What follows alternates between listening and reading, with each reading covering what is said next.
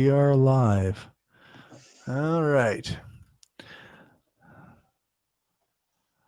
Hey, everyone, and welcome to From Many People's Strength, the podcast where we take a look at Saskatchewan politics. My name is Corey.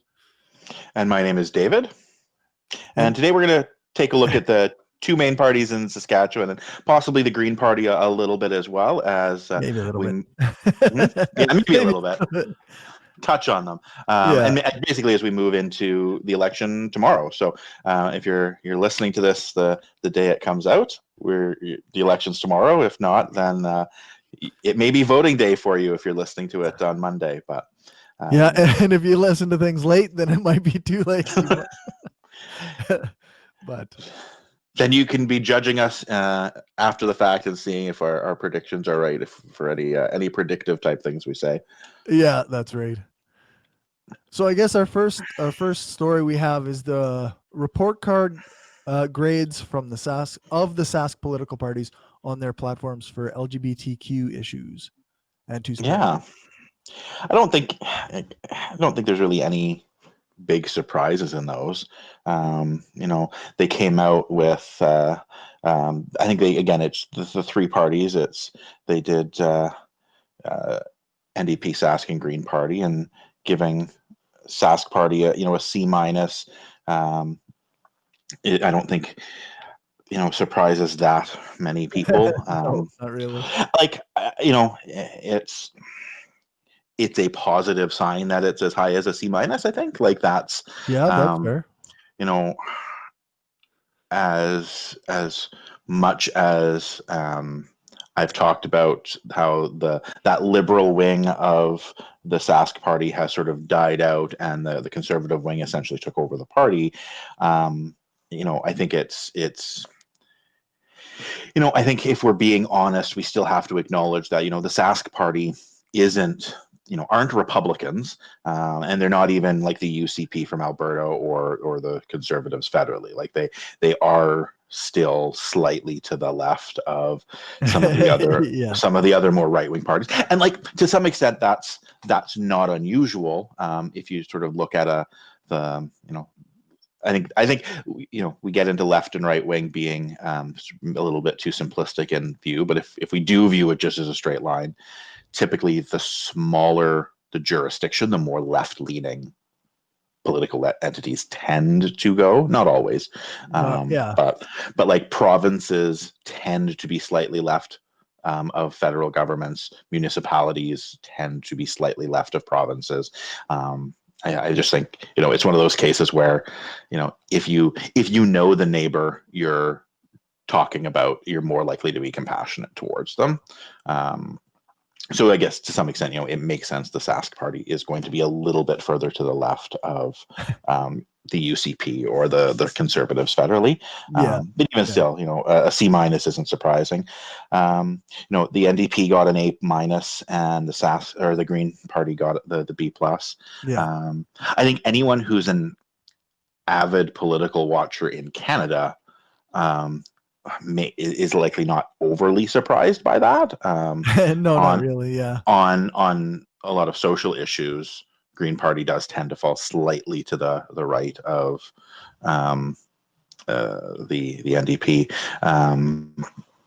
But I think that one may go against the common perception of people who may not be as avid followers, because again, if you think about political parties just as being on a straight line, people envision the Green Party as further left than the Sask or the NDP. Sorry, so I think that may have caught some people a little off guard that they weren't as strong.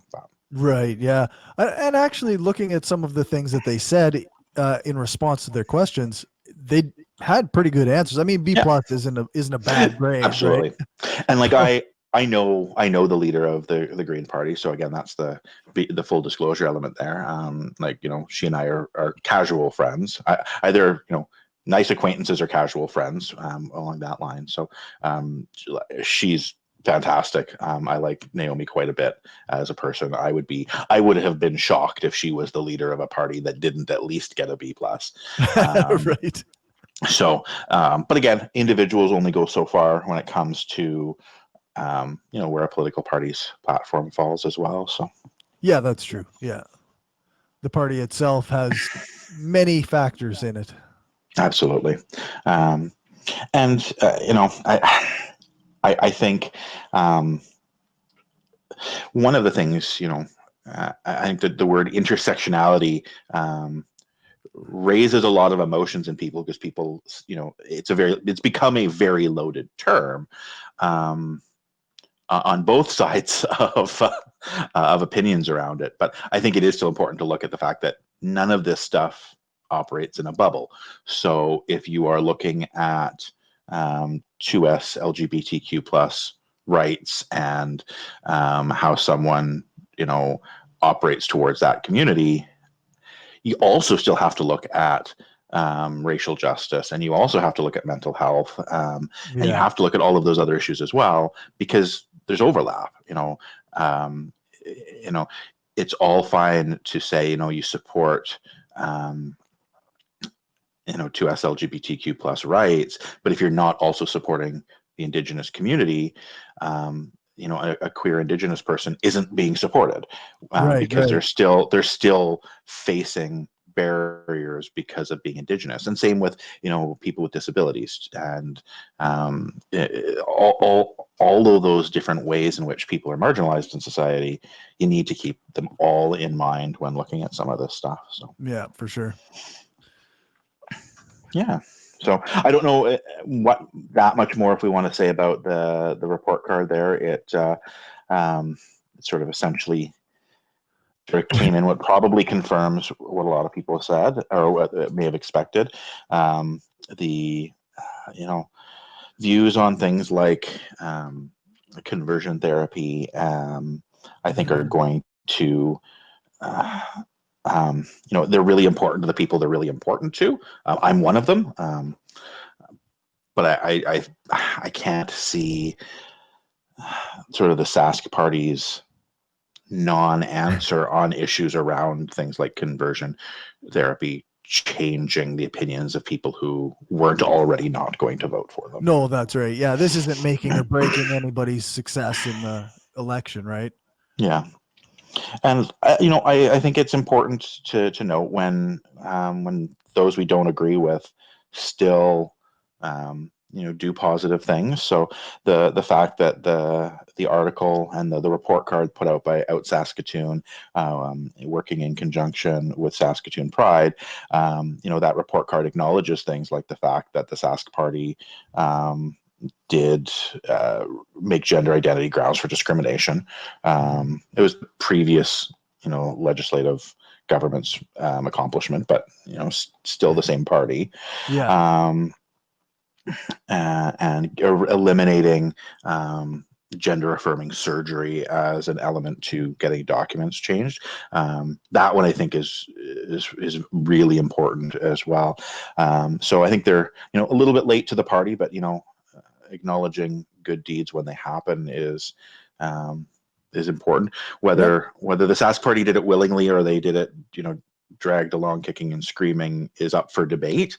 But But it happened, right? It it happened. happened. Um, Yeah. and it just, for a political movement that and it's one of those ones where, for a political movement that talks about small government and keeping government out of people's business, I don't know if you can get much more out of people's business than no longer putting requirements about what's in their pants to Yeah. determine how their government ID is operated. So I think The small government we actually want.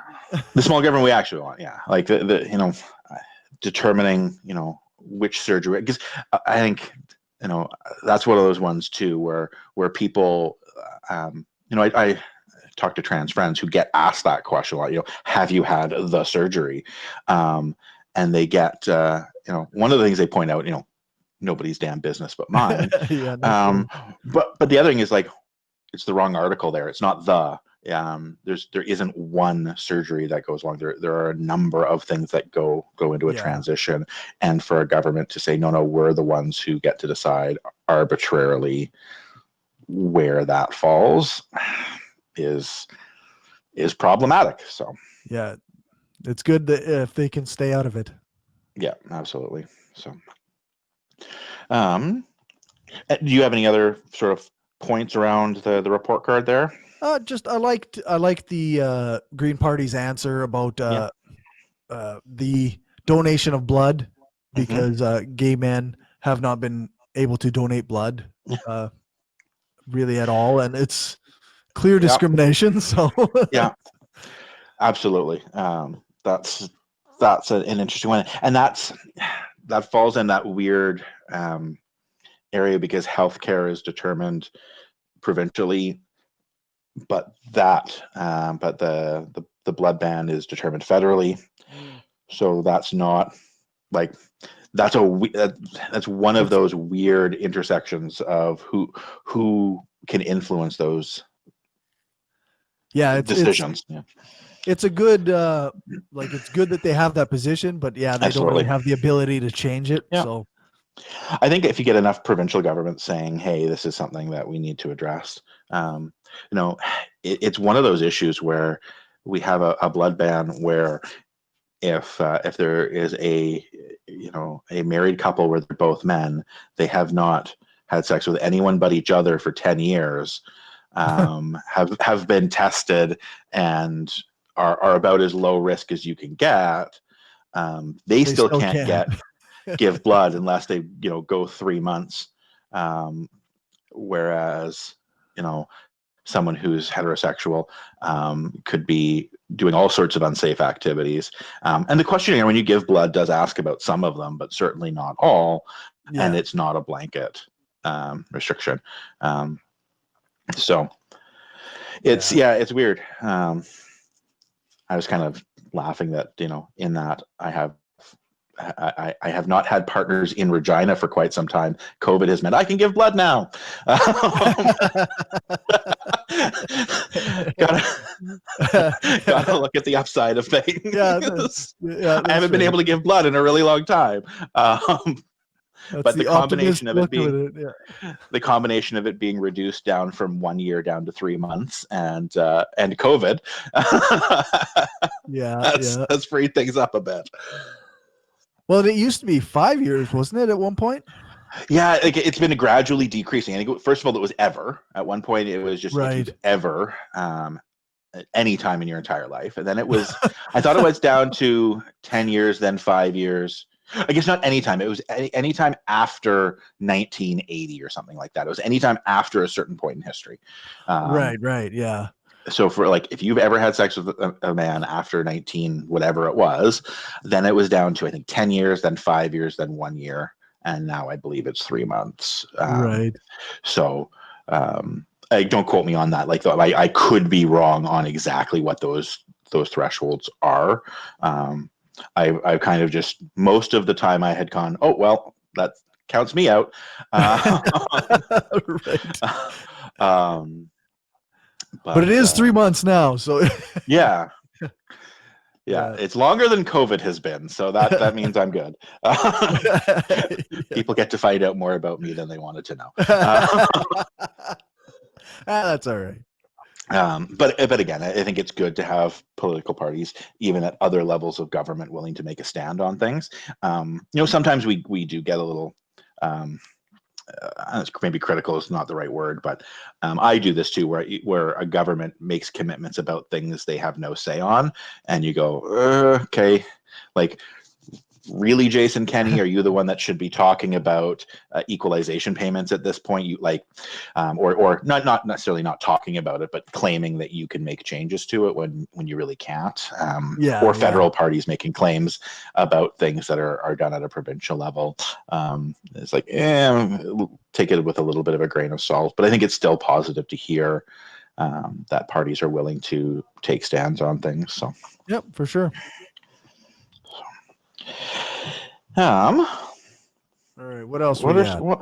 Yeah, strangely, as we've gotten a little bit closer to the election, things almost seem to have died down. There was um, a number of things that you and I wanted to talk about leading into the week of the debate, and then since the debate, you just don't hear as much. I think one of the reasons for that, to some extent, is we've had really good like early voting.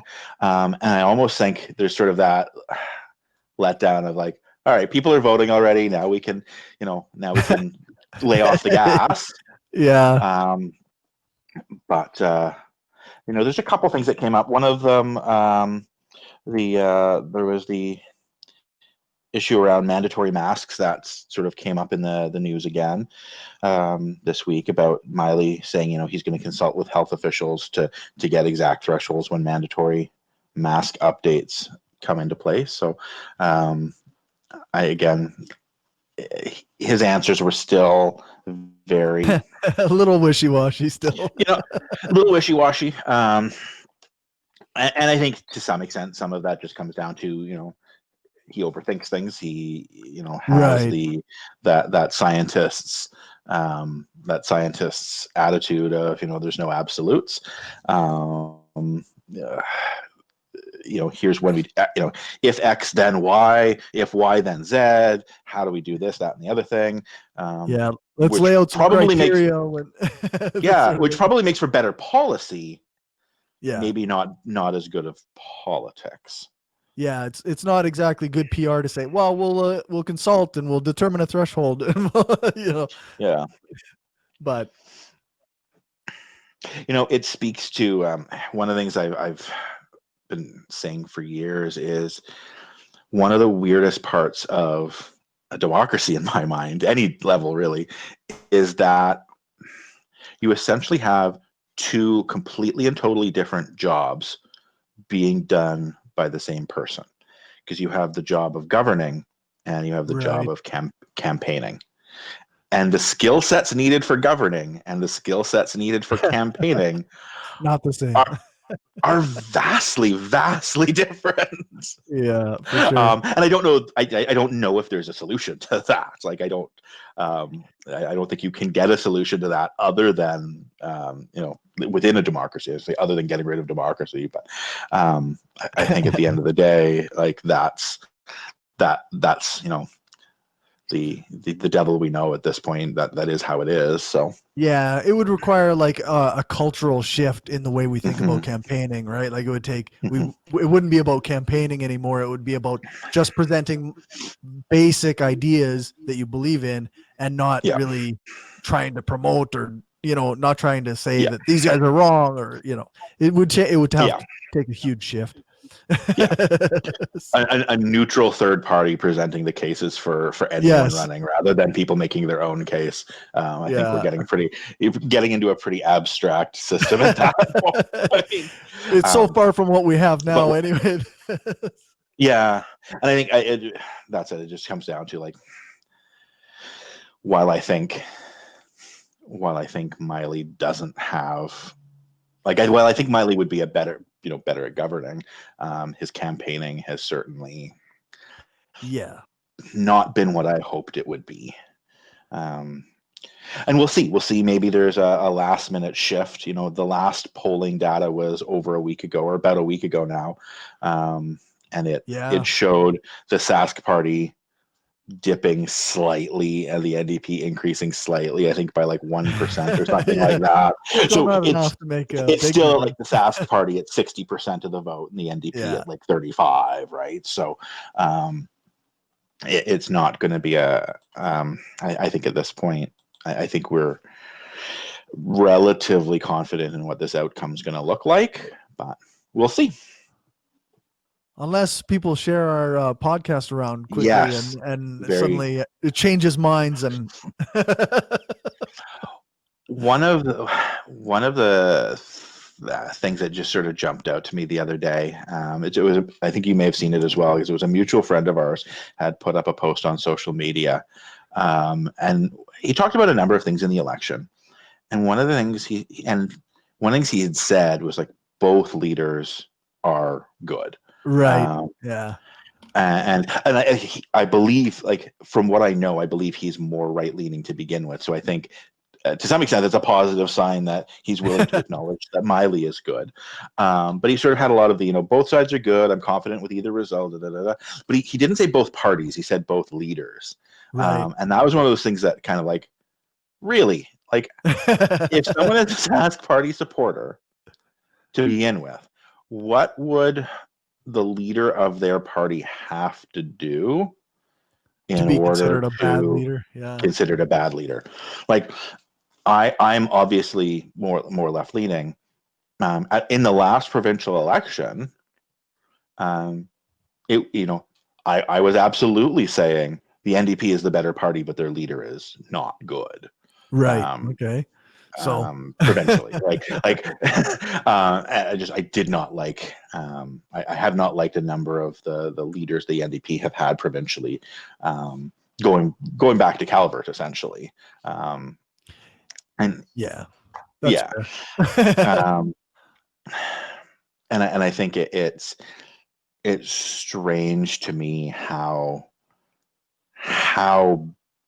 bad a leader would have to be for someone who's a Sask Party supporter to say he's a bad leader. Because, like, if you look at, Scott Moe, like, 2 DUI arrests, 1 DUI conviction, the other arrest he hid for 26 years, along with charges, hiding the charges, the fact that he fled the scene, lying about coming forward voluntarily about that second charge, because he said he's Right. doing it voluntarily so that no one makes a big deal of it, after the media had already reported it. He had a third driving incident where he literally killed someone, hospitalized the woman, or the son of the woman he killed, was not given a breathalyzer at the scene of the death in spite of, having 2 previous DUI arrests, then only given a slap on the wrist by the police officer or by the system. And then again, only brings it up during the leadership campaign after it's been brought up by others, but then lies about it and claims he's bringing it proactively. Never once in 23 years since that death does he reach out or show remorse, or apologize to the family themselves. And then when the family themselves do come forward and try and hold him accountable, basically says he might get around to talking to them after the election. Like, like, Yeah. at what point, like, okay, mistakes happened 20 years ago, Sure. but I might get around to meeting with the family after the election. At what point can you hear that and not go, this is not someone whose moral values align with mine? Like, Yeah. on other things, what? If someone, I can I can strongly, passionately disagree with someone who has differing opinions than I do when it comes to queer rights. Absolutely, like, I can think they are morally repugnant in their views, but Right. I can at least go, okay, you know what? There are people whose moral framework views homosexuality as a sin, as a moral evil. I disagree with that moral framework, but I recognize that moral framework exists.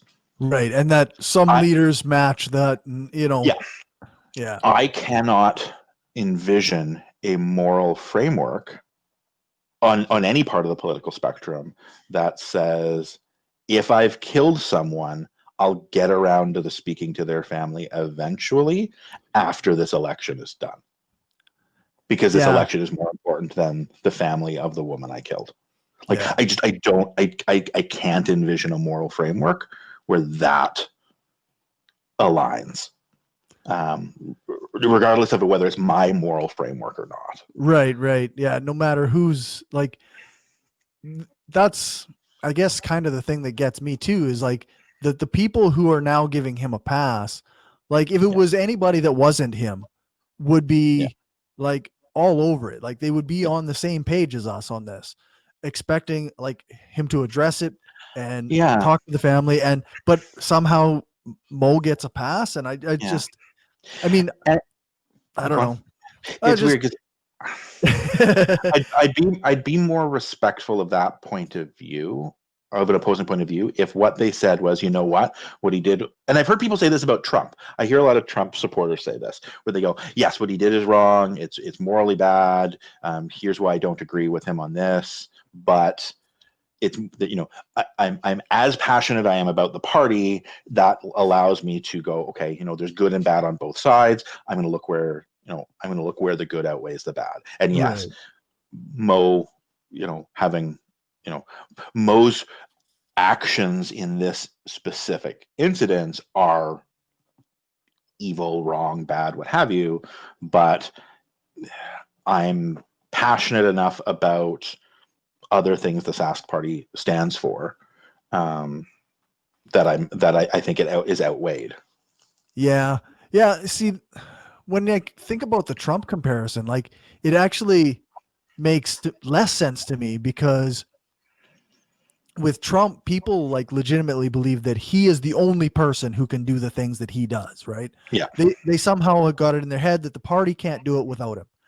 But we know that, so the Sask Party can do all this stuff without Mo. It's not like Yeah. he's the linchpin to the Sask Party platform or policies. Right. Like Yeah. it just, he's not the savior of the party, like the way that No. people view Trump. So, like hold him Yeah. accountable. This is supposed to be your leader. Hold him accountable. Like it just doesn't make sense. Yeah.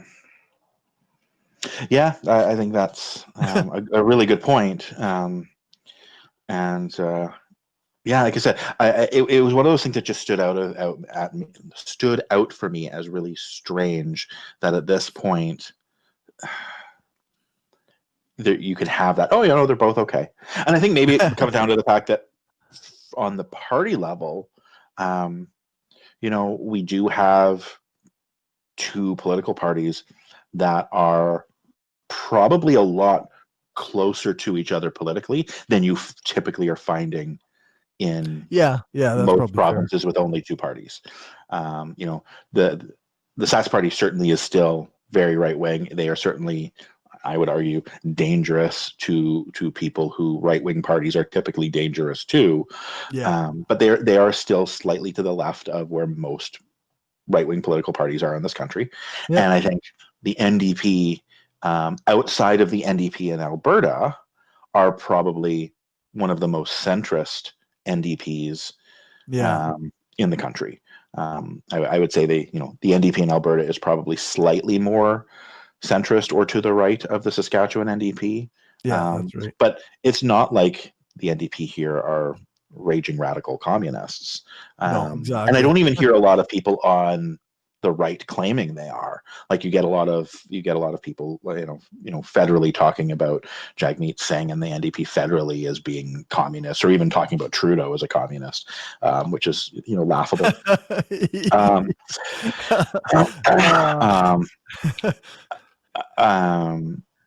But yeah, I don't even hear people talk that way about the NDP. They talk about, they're irresponsible fiscally, and I know you wanted to touch base a little on that. A little bit, yeah. But it's not you don't have those extreme dichotomies that you do elsewhere, and I think at that point that maybe translates to the leader level as well, because I think you almost have to acknowledge that if your team and the other team aren't as different as you think, if your leader is significantly worse, you probably have to switch teams at that point. Yeah. So then, there's going to be some level of cognitive dissonance because you don't want to switch teams.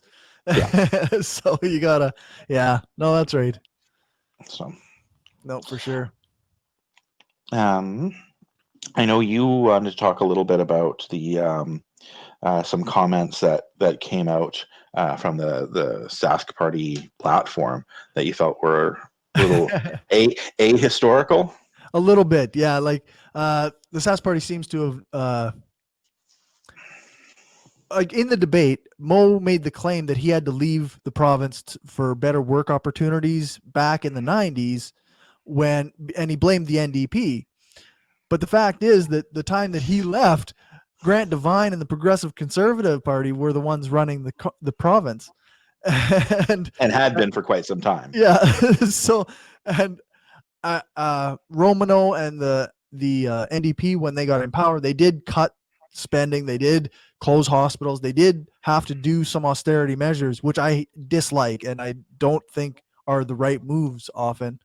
But the idea that the NDP were the fiscally irresponsible ones is absolutely just completely ahistorical and not in line with the facts. They had to do it in order to repair the economic damage done by the Devine government. And I think we might have mentioned this before, but there's a lack of accountability for the spending that the Sask Party and mismanagement that the Sask Party has done in their 12 years in office. And instead, they keep going back and blaming the poor state of Saskatchewan on the NDP that was 12 years ago and was doing these cuts and stuff to make up for a previous conservative government that had spent into oblivion. Yeah. It's just, I don't know what. Yeah. No, it's weird. Well, and like the whole leaving the province thing,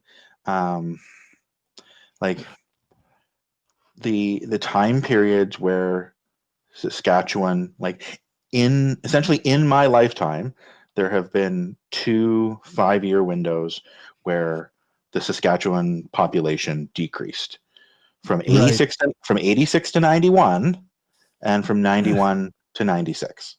The bigger of the two being 86 to 91. So it was literally the final years of Devine, then the 5 years following the Devine government sort of leaving, or sort of partway through the Devine government leaving. Because I think the NDP, I'm going off memory here, but I think the NDP took office around 93-ish, give or take, 93, maybe 94. Yeah, something like that. Something like that. So essentially, it was the population. The only time in history, in my lifetime, I shouldn't say in history, because I think in the 70s there was or late 60s there was a window when it got smaller as well. But the only time in my lifetime the population of the province decreased was in those years of Devine, and like 1 or 2 years after the Devine government left office. And then as soon as the NDP took over, the population within a year or two started increasing again and continued to increase year over year till present day. So the population did continue.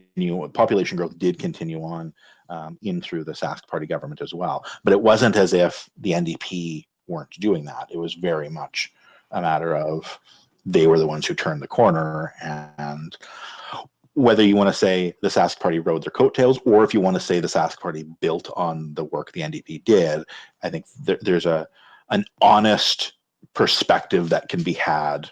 Yeah.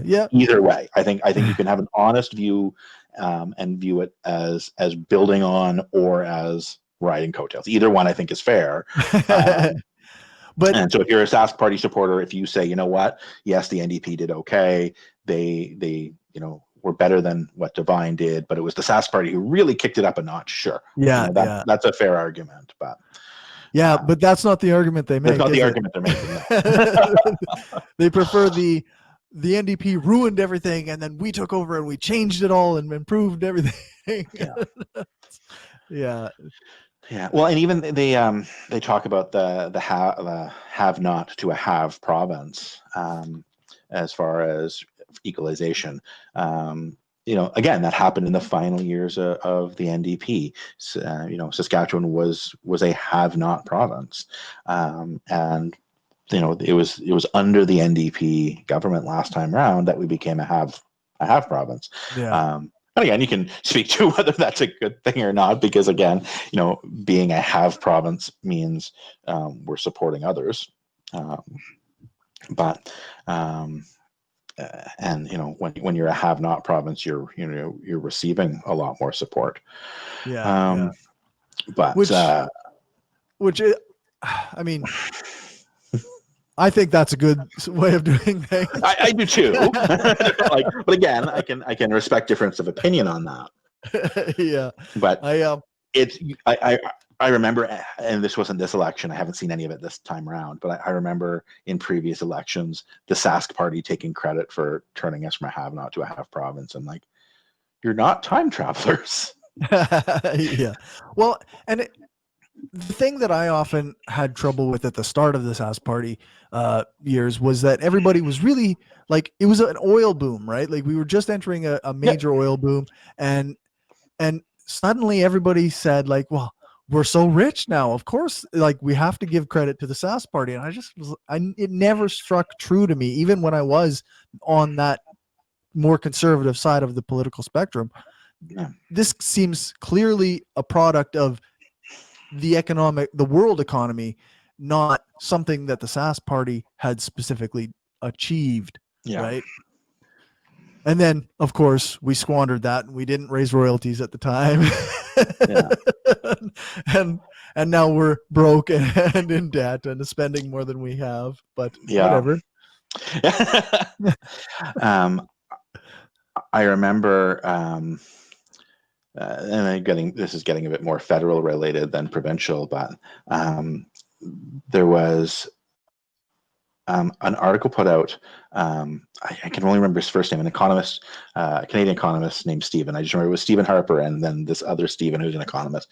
And both of them had been brutally mocking the concept of Dutch disease, which in economic terms is basically when you have a massive resource boom that negatively impacts your economy long term, not just because of the fact that that specific industry goes through boom and bust cycles or may crash or whatnot, but because in and of itself, that one resource doing really well can cause other parts of your economy to atrophy.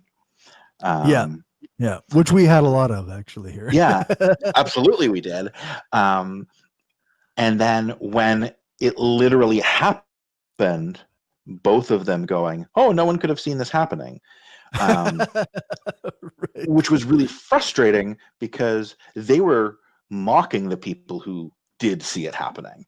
Harper openly was openly mocking people who brought this up as a possibility.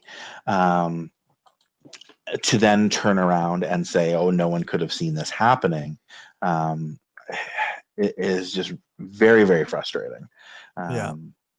From, again, just from an objective, even if I was, I was more fiscally conservative at one point, even just from an economist point of view of like, no, this is a known phenomenon that people told you about across the political spectrum. Don't pretend you didn't see it. Yeah, just I guess rewriting the narrative is how it goes. Yeah, it's I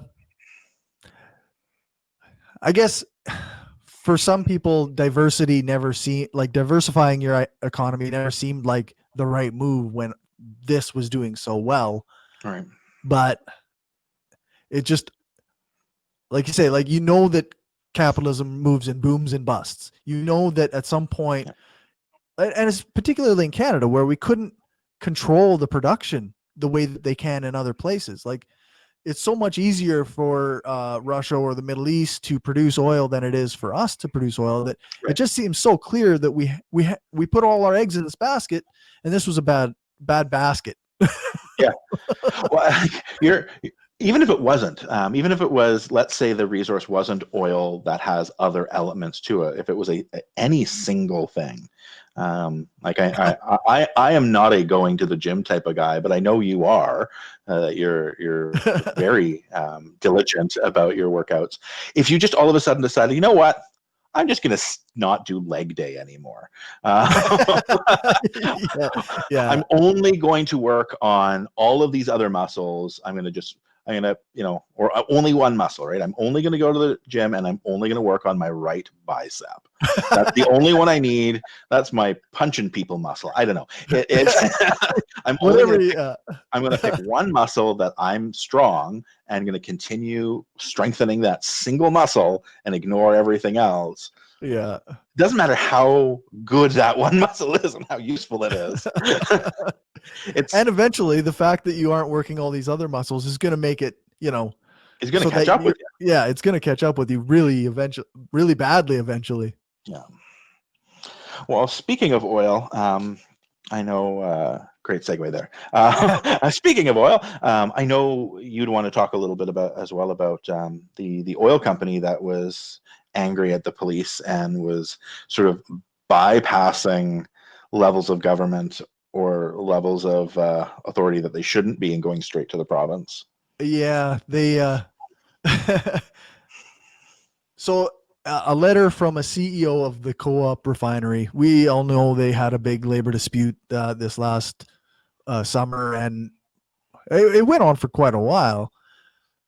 But the co-op refinery went to the Sask government and asked for help, and Scott Moe's Saskatchewan Party government said that they would try to step in, and that they claim, if as long as the government or as the company lost faith in the ability of the police to keep order, I guess. Yeah. But yeah, it's they've got a printout of this letter that, and it says that the let's see, it is from Christine Tell, or it is to Christine Tell, Minister of Correction and Policing. And it says, I am writing to you today to express our significant concerns about the escalating action Unifor National has planned for the city of Regina and surrounding communities for a period commencing January 20th. Our concern is significant given the status of the response we have received from law enforcement and emergency services to date during the strike action. And I mean, I'm a pro-union person. so and I'm not a big fan of the police. But I'm also not a fan of the government getting involved in private labor disputes between a company and their workers. Yeah. That's something like, it seems pretty standard, actually. like there was lots of protests in various cities and towns around Regina, and at co-op locations to bring attention to the situation. And there were a lot of people calling for police to come and get in the, arrest these people. It was illegal protesting or whatever they claimed that it was. And I don't know, it seems like a government working in interest of private industry, not in favor of the worker and not in favor of the people of Saskatchewan. Yeah. No, I don't disagree with you. It's one of those weird things where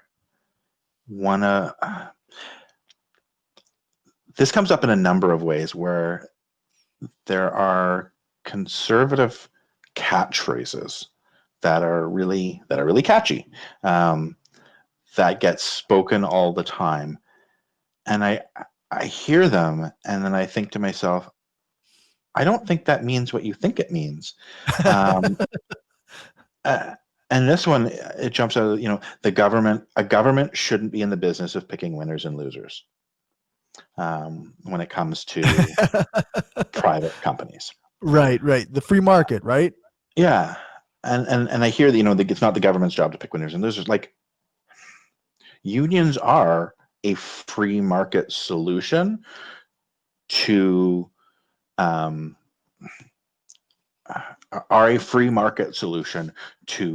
wage levels and other employment rights.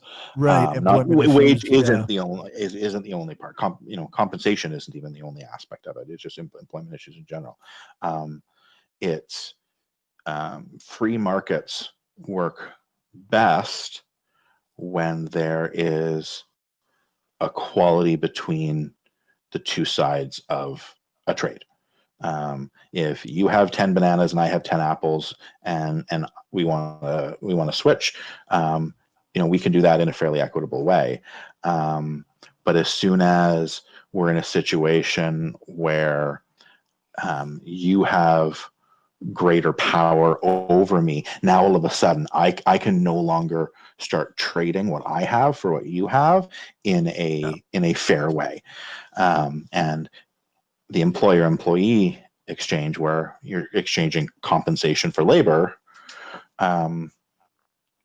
in a lot of ways, the employer has, and historically definitely had, imbalanced power. So a union was a way of balancing the footing, so the negotiation can happen equally.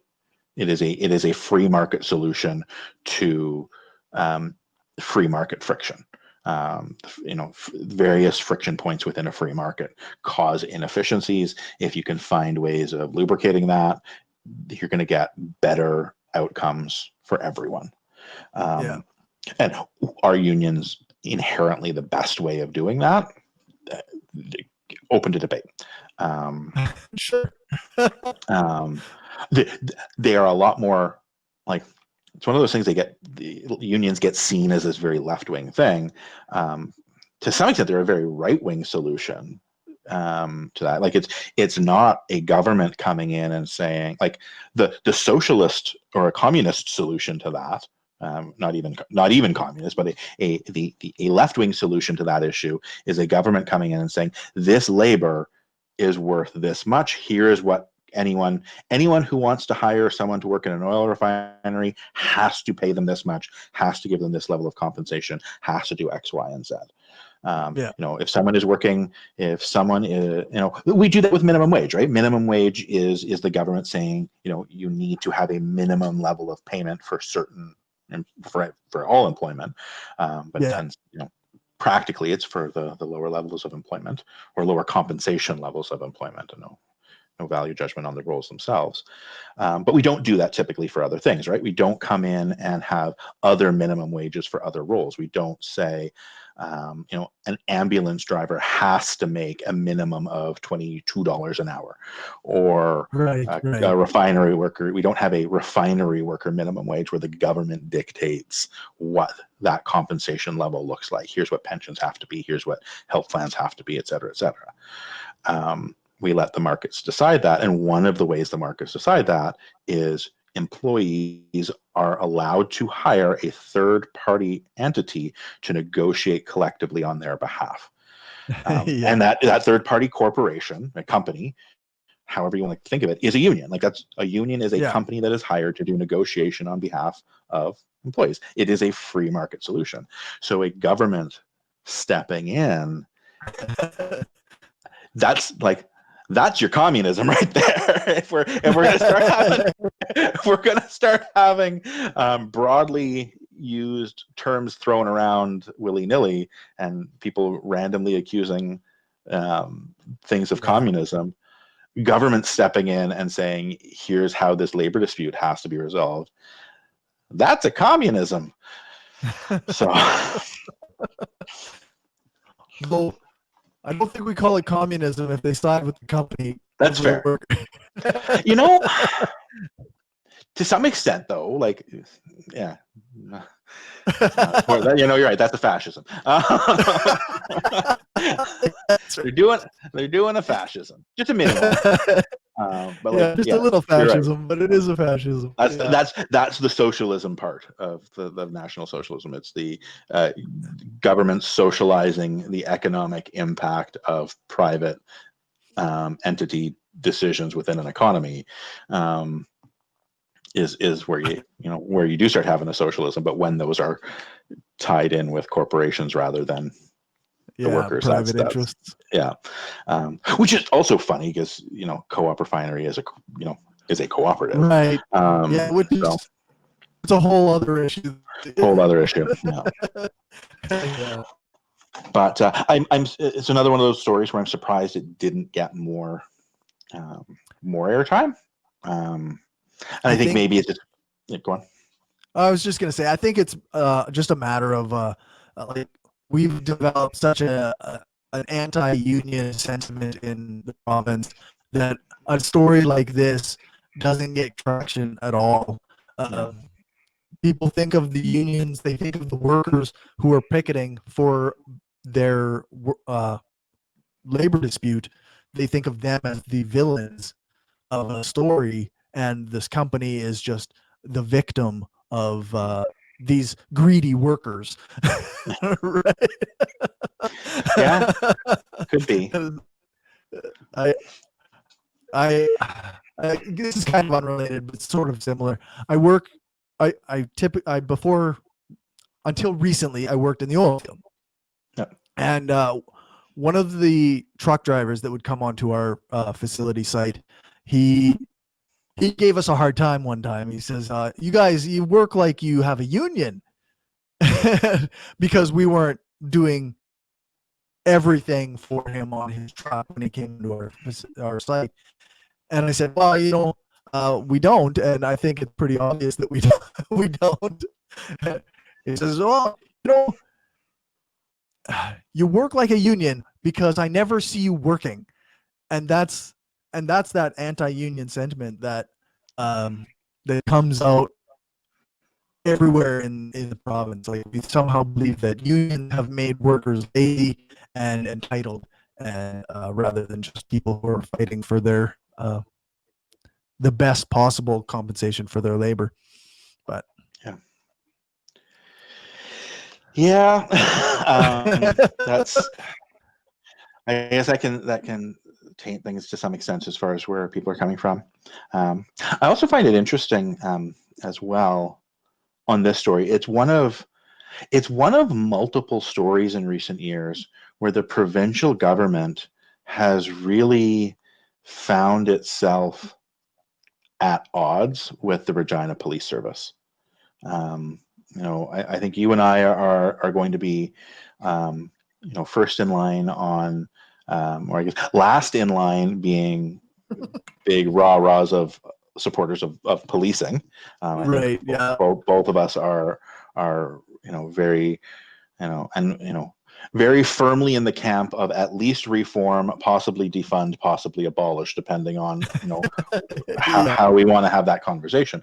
Um, but it's interesting that you have a provincial government that is typically supported by the same constituency or a similar constituency to those who are very much police supporters, yet constantly find themselves at odds with the Regina police specifically, to the extent where in multiple circumstances over the last few years, they have gone to court to overrule the decision of the right, Regina chief of police.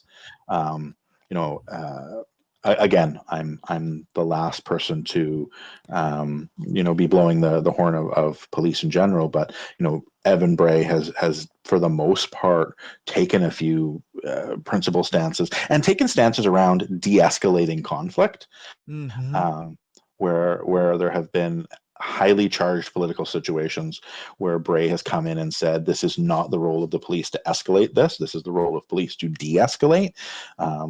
We will keep people safe, but we will not come in and arrest peaceful protesters. We will not come in and bust up strikers. These Yeah. are constitutionally protected things. We will not escalate things to an extent where it will increase the chance of violence. And the government has said, nope, we don't trust the cops. Yeah. We Well, don't trust that decision that the chief of police has made on how best to do policing. yeah, yeah. It's interesting because they want them to do their bidding, essentially, is what they want, right? Like, they don't Yeah, want people who are in policing to police the way that they see best. They want them to right. be a military that they can order to do a thing and have a result that they want. Yeah, But at least that's how I see it. yeah. No, I think you're right. I At what point is that no longer pro police then? Like, Yeah, well, at what point are you no longer quote unquote backing the blue if you are if you are supporting those who wish to remove their autonomy and just turn them into a yeah. yeah. I'm not equipped to make that kind of nuanced That's fair. That's fair. Maybe going further afield than we can talk about. Um, so like, I think for the most part, it was we're leading into tomorrow now. I think relatively, I don't think we're going to find ourselves in that much of a different spot Monday night than we were, Nope. 4 years ago. I think it's you're going to probably see a seat shift, a couple seats one way or another, Yeah. I'm not even confident the NDP will pick up seats. No. Going into the election, I thought there was a good chance that the Sask party would win, but it would be close. It doesn't even look like it's close, right? Like, no, I think it's going to be as much as not close as it was last time. yeah.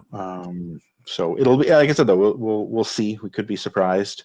I'm not expecting that, but I recall last election there were some people who I spoke to who thought that the NDP lacked effort in attempting to win it. The reason they thought that was so that people could reap what they sow, right? So the citizens of the province could see the harm that the Sask party has caused and learn from it and potentially do better, vote NDP this time.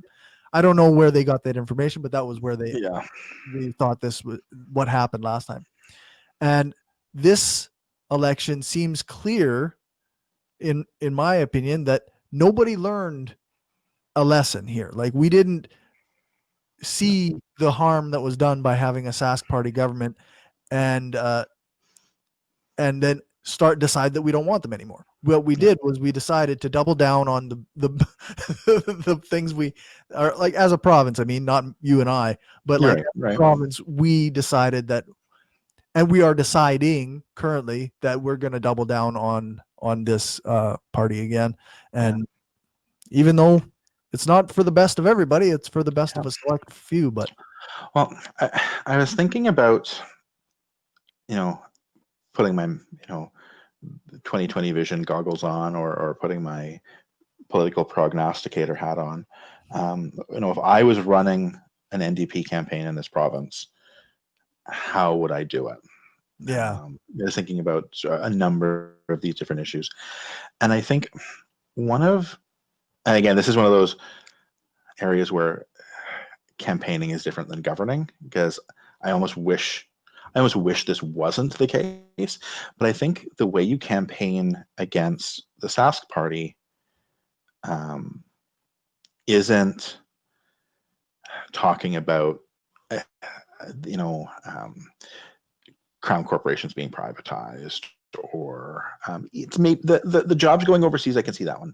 Maybe don't abandon that line of attack completely.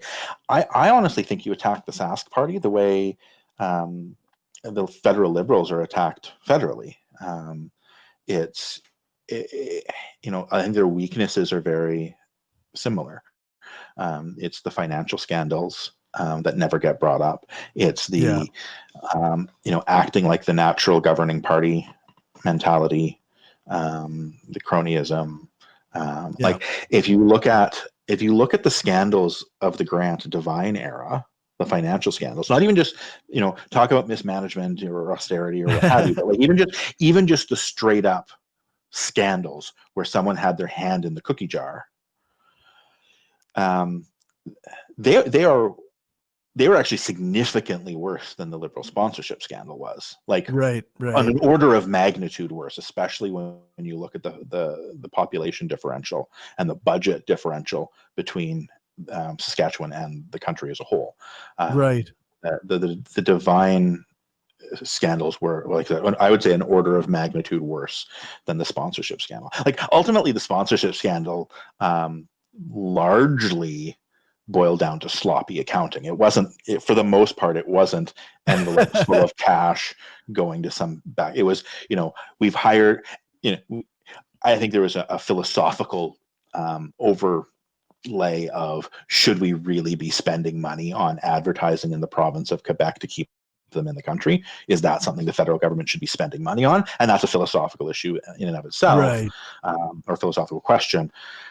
But the actual scandal of the sponsorship scandal really came down to, we hired a company to do a thing.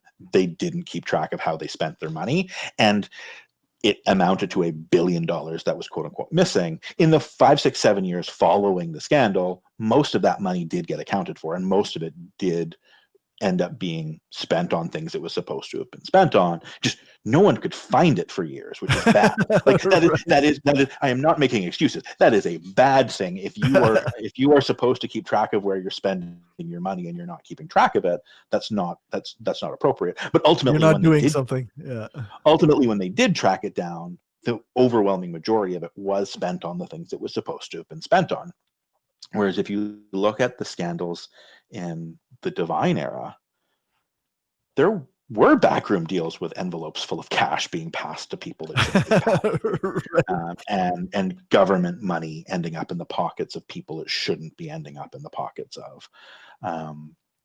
So the historical context, the bad behavior from the 90s, you attack it the same way, and then the carelessness. Federally, we have a Liberal Party who, like, again, their views don't align perfectly with mine to any extent, but for the most part, good intentions but get sloppy. I think the We sponsorship, the We sponsorship, not sponsor, the We financial scandal or the charity scandal, largely came down to sloppiness. This isn't millions or billions of dollars going missing. This is people are sloppy with their conflict of interest reporting and their conflict of interest, stepping away from decisions. I think, again, I don't want to give them a free pass, but for the most part, it was sloppiness rather than maliciousness. Whereas, like, some of the things around some of the fishy stuff that happened with the bypass in Regina, the global transportation hub, some of those land sales, that's not really on the up and up.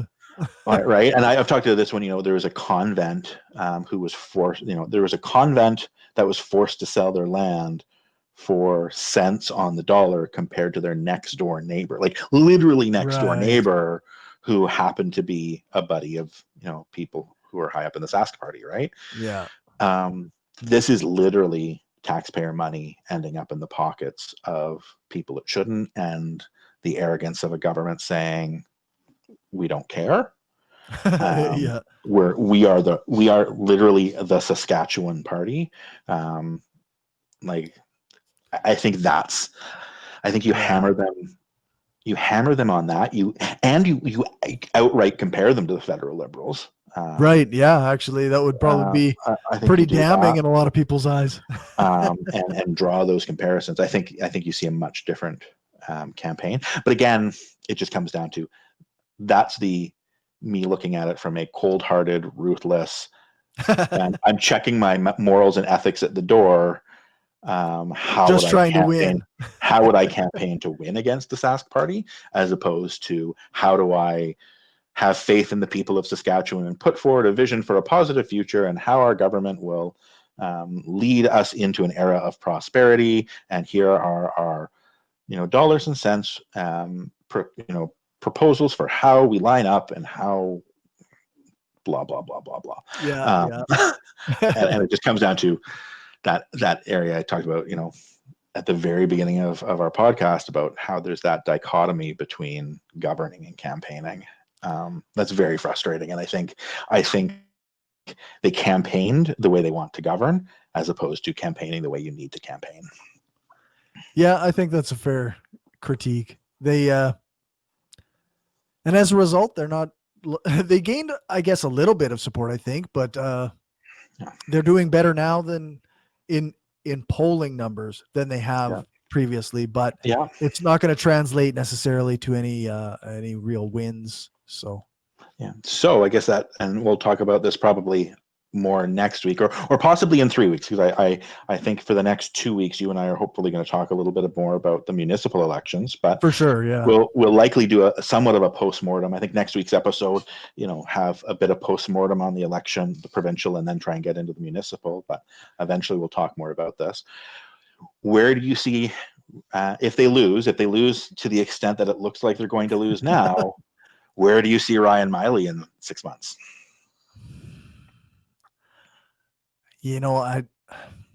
I'd like to still see him as the leader of the party, and actually, okay. I would like that. I don't know for sure if that's what's going to happen, but I would like that. I think that, despite his lack of like he's not a shark, right? Right. But I think that he's a person with ethics and dignity, and he is a man who follows science. I appreciate that. so Yeah. so I would like to still see him be a major figure in provincial politics in Saskatchewan. Okay. So that's what you'd like to see. Yes. Prognosticate. Put on your Uh, prognosticator I, hat. su- What do I you think you will suppose. see? What will I see? If he wins his riding, that like if he wins his area, then he will. He'll probably still be good to So, be the yeah. leader. But if he doesn't win, then I mean, typically, if you don't win your area, then you got to retire or step down from the leadership, right? Right. Yeah. Yeah. So if he doesn't win, I think he'll win his riding. I will be very shocked if he doesn't win his riding. I suspect he's Yeah. pretty popular. Yeah. We'll see. I think they if they lose seats compared to how badly they already did last time, I think if they lose seats, it's a hard case to make for keeping him Yeah, yeah, around. that's probably fair. I think that becomes Do trickier. you, do you think they'll lose seats?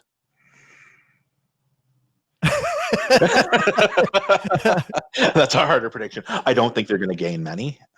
Maybe that's the pessimist in me coming out. Hopefully. Yeah.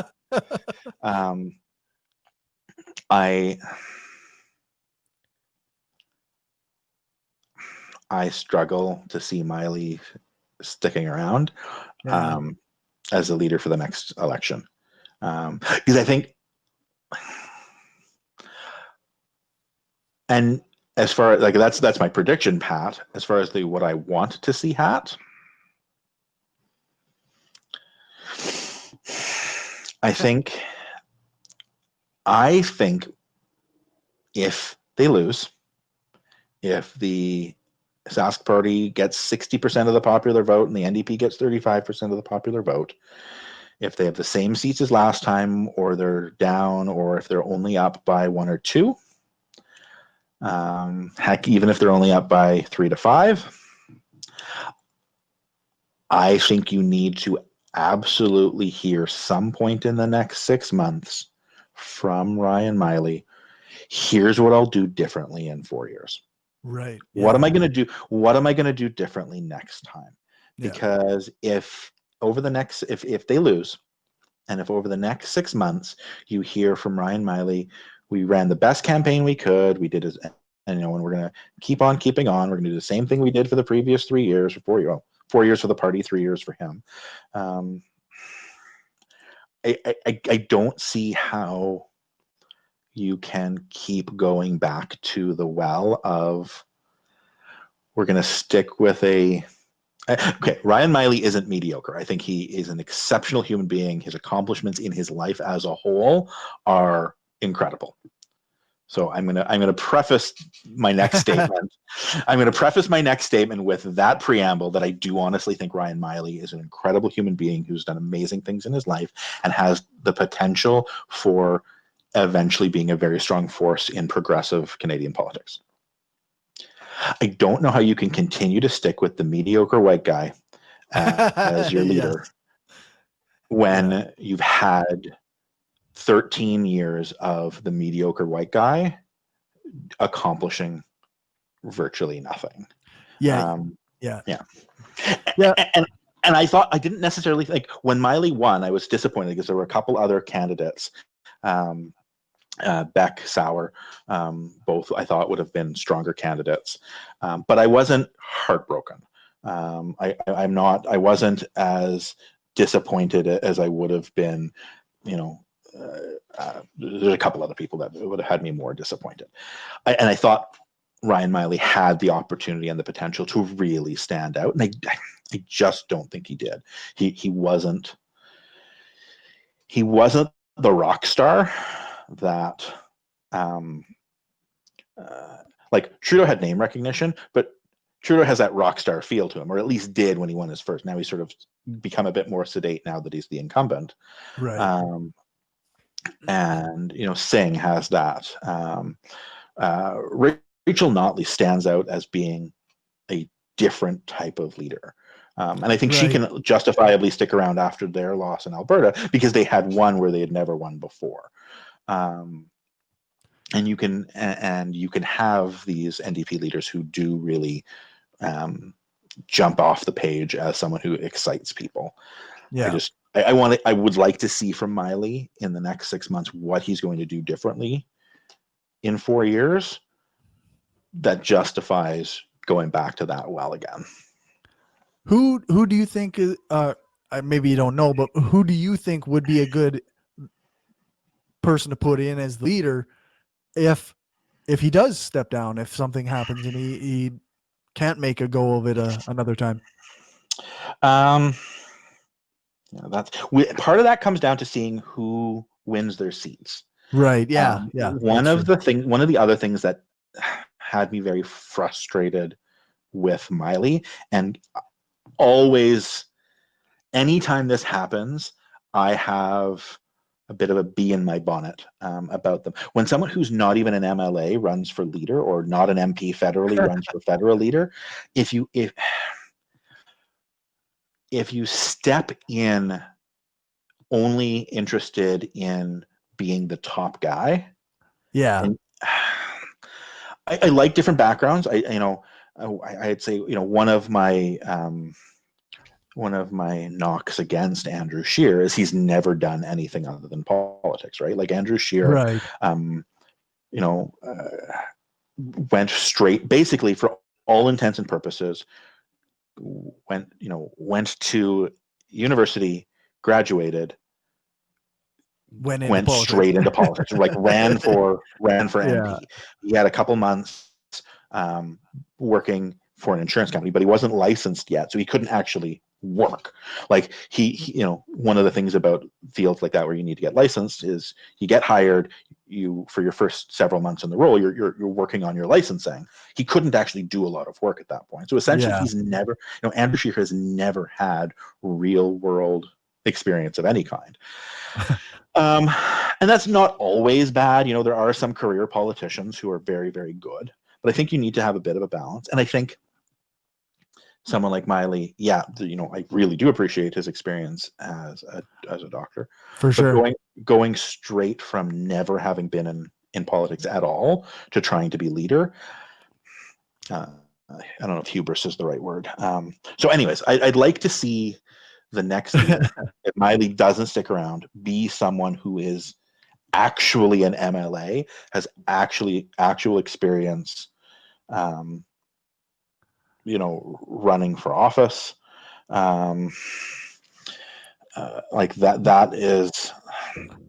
Do we have Actually, anybody who's like a really, who is that strong campaigner? I would love, like, again, I have some personal preference. I love Carla Beck. I think she'd be amazing. I think Carla Beck would have done an incredible job as leader. Danielle Chartier. I don't know. I don't know if she's running again this time, but I believe she is. I think um, Nicole Sarauer. Like those are sort of the three candidates in the last NDP leadership race that stood out to me were Beck, Chartier, and Sarauer.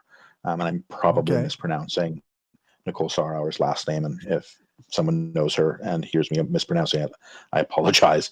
That's fair. Those are the last time round, and that was only, like, keep in mind, that was only 2 years ago. Those were the three candidates who I was sort of hoping would rise to the top, and whichever one of those three sort of rose to the top, I would have been happy with.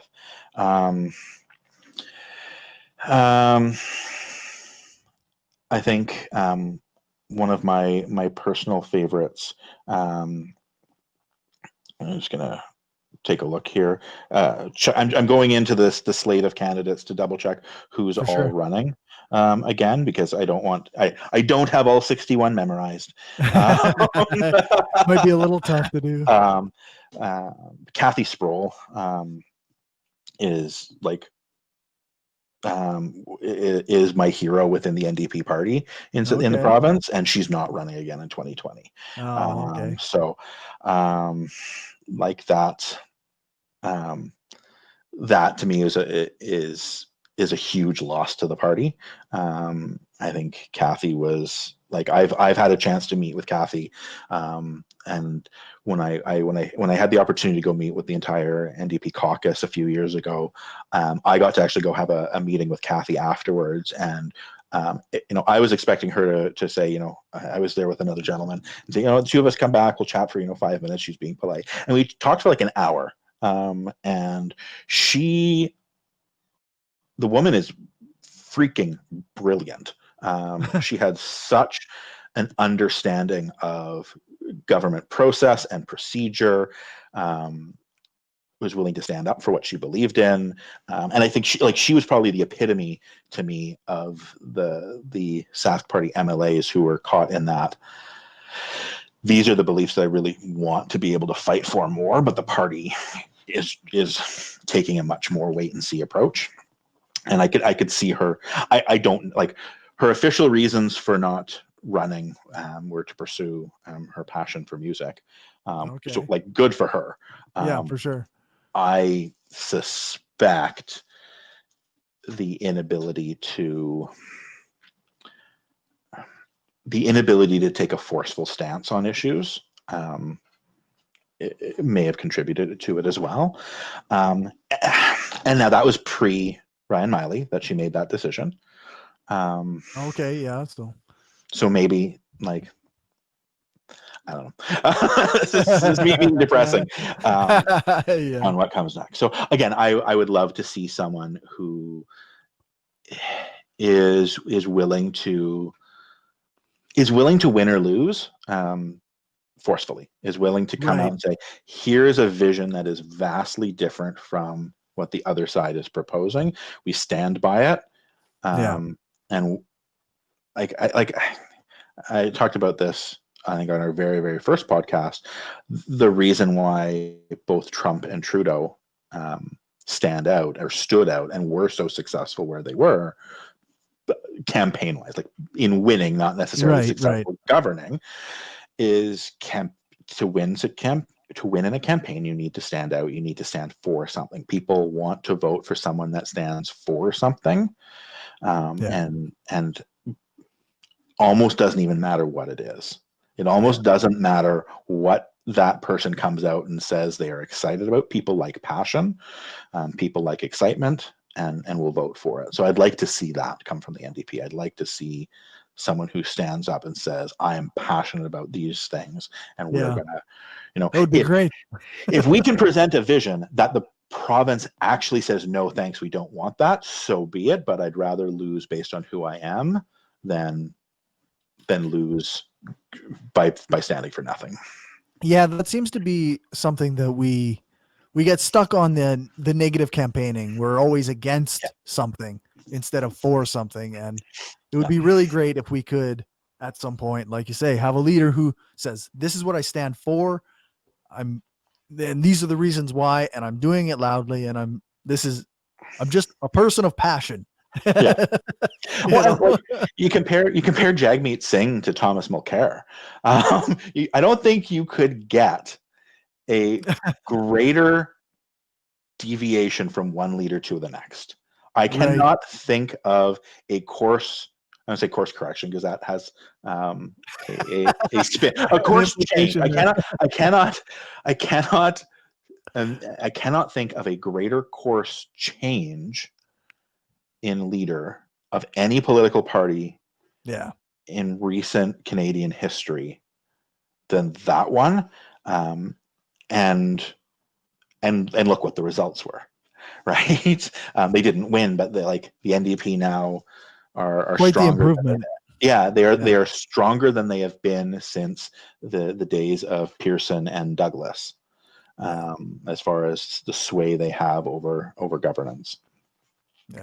Um, Notwithstanding the most recent sort of staring contest between Singh and Trudeau. Yeah. But like again, it's people like Singh resonated with people because he was Trudeau like in his campaigning.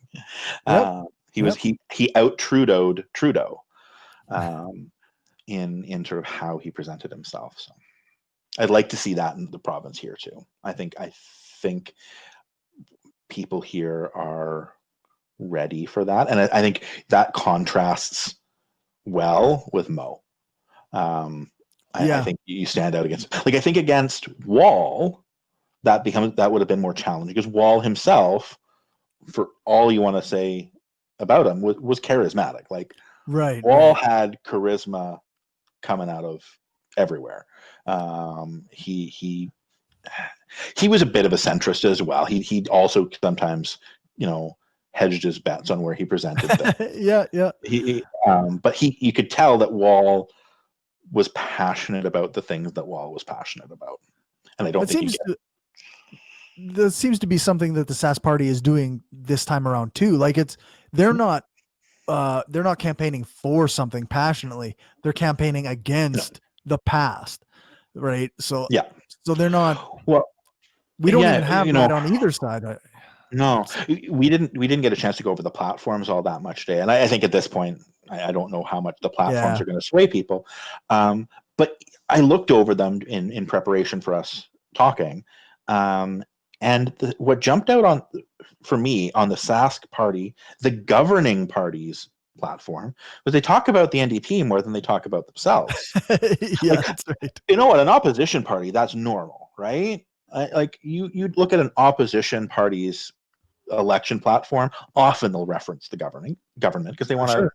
position themselves in opposition to it. But it's super rare to see a governing party, especially a governing party who's been in office 13 years. Maybe a governing party who this is their, they're running for their second term and they want to reference 4 years ago. But for a government who's been in power 13 years and they're now going for their fourth mandate, like, that's weird. Yeah, yeah. They really should be running on their track record and how they're moving forward at this point, Yeah. rather than being like against the NDP of the past and scaring people about, whatever that was. But Absolutely. So, well, I think we'll respect people's time. that's right. Yeah, we've If they've actually gone a agreed to little long. gone a little long this time. Um, I think we get to come back again next week, and we'll probably do a bit of again sort of a post-mortem on this election. But I'm eager to start talking about the municipal elections because I think we'll do something similar the night before the municipal election and try and get the podcast out Sunday. So if you're listening to this again in 2 weeks, listen for the Sunday evening rather than on the Monday.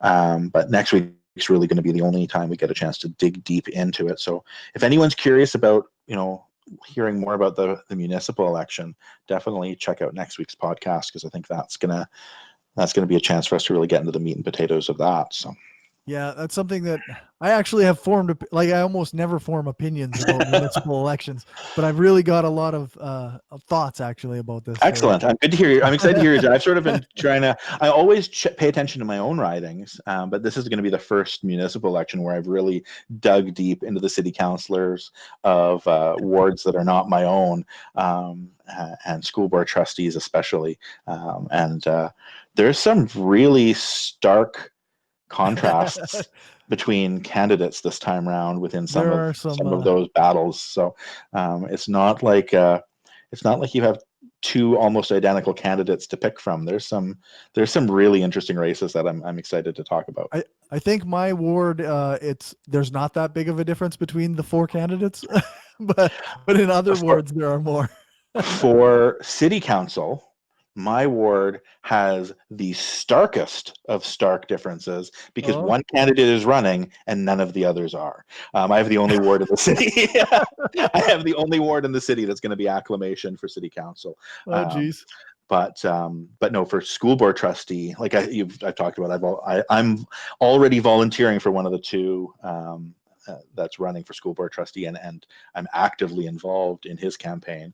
And Ted Gilletta is a very stark contrast from his opponent, because again, on most of the issues I care about, he and I are in almost lockstep alignment, and the opponent not so much. So but that's not unusual within this campaign. I think that for the school board trustees election, the vote last year around Pride celebrations in schools, I think energized a lot of the city, who are involved in municipal politics, one side or the other.